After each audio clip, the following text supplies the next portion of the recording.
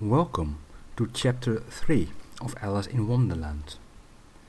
A caucus race and a long tail. They were indeed a queer-looking party that assembled on the bank. The birds with the draggled feathers, the animals with their fur clinging close to them, and all dripping wet, cross and uncomfortable. The first question, of course, was how to get dry again. They had a consultation about this, and after a few minutes it seemed quite natural to Alice to find herself talking familiarly with them, as if she had known them all her life. Indeed, she had quite a large argument with the lorry, who at last turned sulky, and would only say, "I'm older than you, and must know better." And this Alice would not allow without knowing how old it was. And as the lorry positively refused to tell its age, there was no more to be said. At last the mouse, who seemed to be a person of authority among them, called out, "Sit down, all of you, and listen to me. I'll soon make you dry enough." They all sat down at once in a large ring, with the mouse in the middle. Alice kept her eyes anxiously fixed on it, for she felt sure she would catch a bad cold if she did not get dry very soon. "Ahem," said the mouse with an important air. "Are you all ready? This is the driest thing I know. Silence all round, if you please." William the Conqueror, whose cause was favoured by the Pope, was soon submitted to by the English, who wanted leaders and had been of late much accustomed to usurpation and conquest. Edwin and Morcar, the Earls of Mercia and Northumbria. "Ugh," said the lorry with a shiver. "I beg your pardon," said the mouse, frowning, but very politely. "Did you speak?" "Not I," said the lorry hastily. "I thought you did," said the mouse. "I proceed. Edwin and Morcar, the Earls of Mercia and Northumbria, declared for him, and even Stigand and the patriotic Archbishop of Canterbury found it advisable." "Found what?" said the duck. "Found it," the mouse replied rather crossly. "Of course you know what it means." "I know what it means well enough when I find a thing," said the duck. "It's generally a frog or a worm.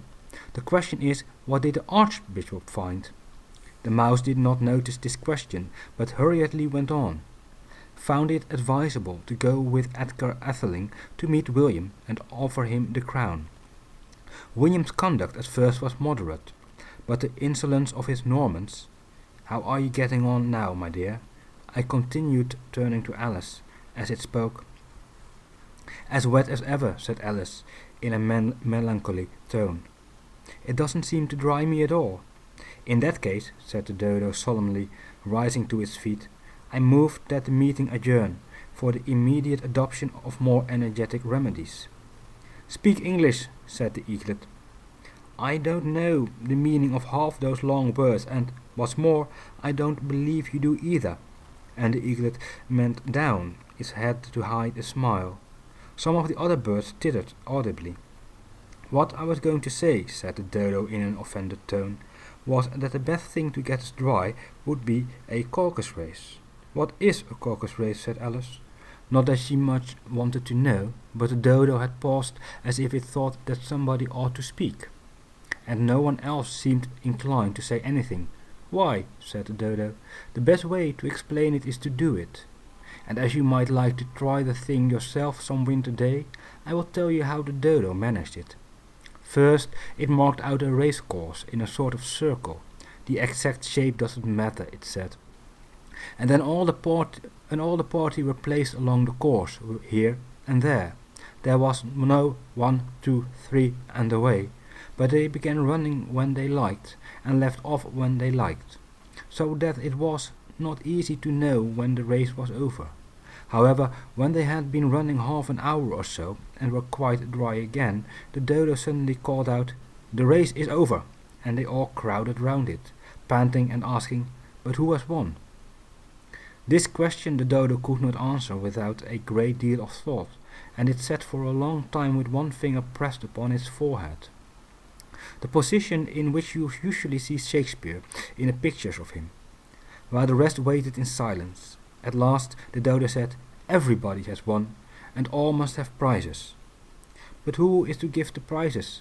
quite a chorus of voices asked. "Why, she, of course," said the Dodo, pointing to Alice with one finger, and the whole party at once crowded round her, calling out in a confused way, "Prizes! Prizes!" Alice had no idea what to do, and in despair she put her hand in her pocket and pulled out a box of comfits. Luckily the salt water had not got into it, and handed them round as prizes. There was exactly one apiece all round.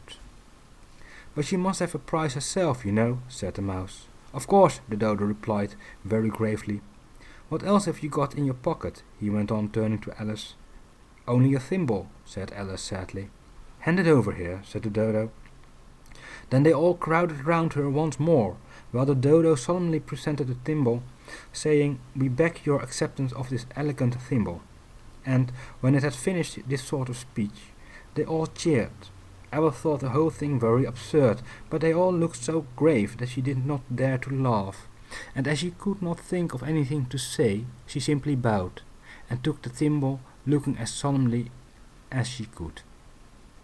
The next thing was to eat the comfits. This caused some noise and confusion, as the large birds complained that they could not taste theirs, and the small ones choked and had to be patted on the back.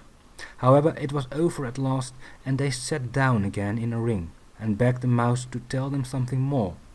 "You promised to tell me your history, you know," said Alice, "and why it is that you hate C and D." She added in a whisper, half afraid that it would be offended again. "Mine is a long one, long and a sad tale," said the Mouse, turning to Alice and sighing. "It is a long tale, certainly," said Alice, looking down with wonder at the Mouse's tail. "But why do you call it sad?" And she kept on puzzling about it while the Mouse was speaking, so that her idea of the tale was something like this. "Fury said to a Mouse that he met in the house, 'Let us both go to law. I will prosecute you. Come, I'll take no denial. We must have the trial, for really this morning I've nothing to do.' Said a Mouse to the cur, 'Such a trial, dear with sir, with no jury nor judge, would be wasting our breath. I'll be judge, I'll be jury,' said cunning old Fury. 'I'll try the whole cause and condemn you to death.' 'You are not attending,' said the Mouse to Alice severely. 'What are you thinking of?' 'I beg your pardon,' said Alice very humbly. You had got to the fifth bend, I think.' 'I had not,' cried the Mouse angrily. 'I'm not,' said Alice, always ready to make herself useful, and looking anxiously about her. 'Oh, do let me help to undo it.' 'I shall do nothing of the sort,' said the Mouse, getting up and walking away. 'You insult me by talking such nonsense.' 'I didn't mean it,' pleaded poor Alice, 'but you're so easily offended, you know.' The Mouse only growled in reply. 'Please come back and finish your story,' Alice called after it, and the others all joined in chorus. 'Yes, please do.' But the Mouse only shook its head impatiently and walked a little quicker. 'What a pity it wouldn't stay,' sighed the Lorry, as soon as it was quite out of sight, and an old crab took the opportunity of saying to her daughter, 'Ah, my dear, let this be a lesson to you never to lose your temper.' 'Hold your tongue, Ma,' said the young crab, a little snappishly. 'You're enough to try the patience of an oyster.' 'I wish I had our Dinah here. I know I do,' said Alice aloud, addressing nobody in particular. 'She'd soon fetch it back.' 'And who is Dinah, if I might venture to ask the question?' said the Lorry. Alice replied eagerly, for she was always ready to talk about her pet. 'Dinah's our cat, and she's such a capital one for catching mice you can't think. And oh, I wish you could see her after the birds. Why, she'll eat a little bird as soon as look at it.' This speech caused a remarkable sensation among the party. Some of the birds hurried off at once. One old magpie began wrapping itself up very carefully, remarking, 'I really must be getting home. The night air doesn't suit my throat.' And the canary called out in a trembling voice to its children, 'Come away, my dears. It's high time you were all in bed.' And on various pretexts they all moved off, and Alice was soon left alone.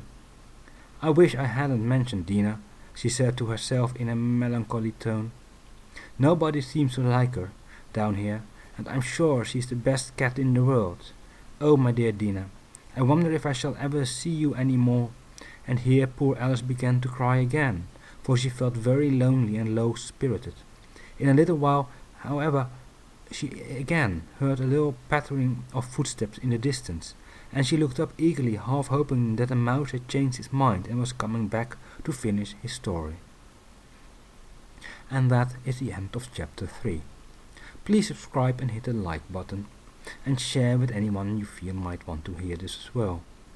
I will be reading chapter 4 soon. Thank you very much.